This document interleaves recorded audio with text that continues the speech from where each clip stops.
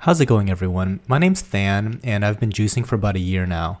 This video is about my experiences with juicing and why I consider it probably the single best lifestyle choice I've ever made. So while I tell some of these stories, I'll be sharing one of my favorite recipes. It normally consists of apple, lime, squash, carrots, kale, and spinach.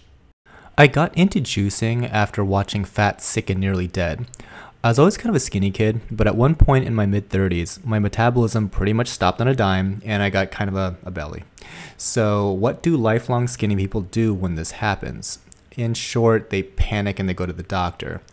I had tons of tests done because, well, this has never happened before. It must be a parasite or something. But after about 16 blood tests, an ultrasound, and some other stuff, they basically said there's nothing wrong. Eat better, fatty. So, well, I'm paraphrasing a little there, but that's kind of the gist of it. So, the Fat Sick documentary came at a really good time when I needed to lose a little bit of weight and really up my vegetable intake. Getting into juicing, though, wasn't all roses.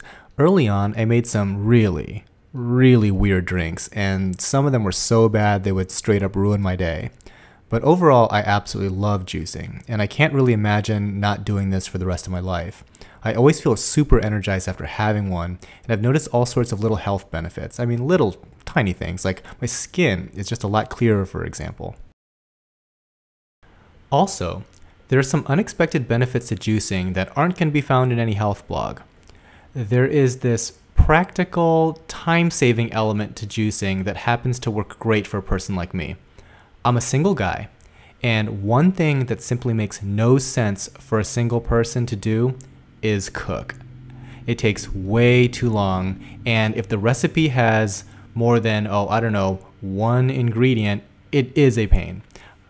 Okay, I realize I probably sound like a huge whiner, but really, taking an hour to prepare a meal and then an hour to clean up for one person is a bit much.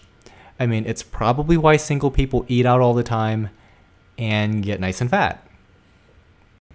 In all seriousness though, with a juicer, all there is to clean is the machine and a glass.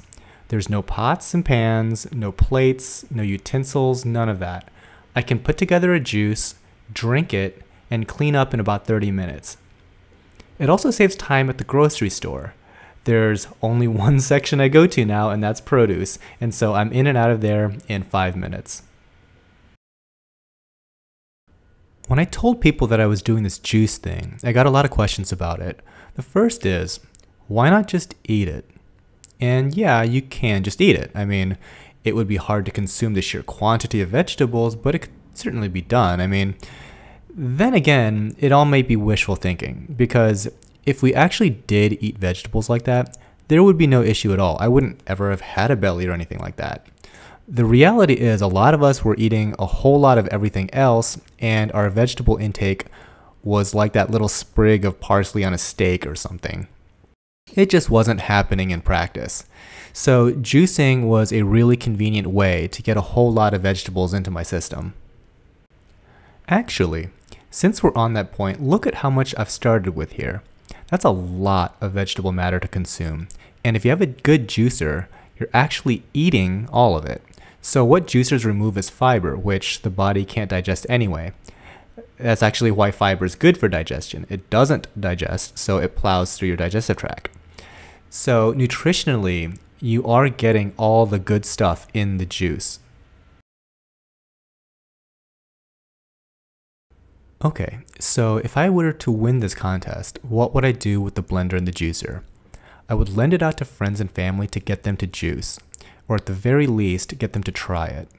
There was this really interesting article in the New England Journal of Medicine that was all about the link between social networks and obesity.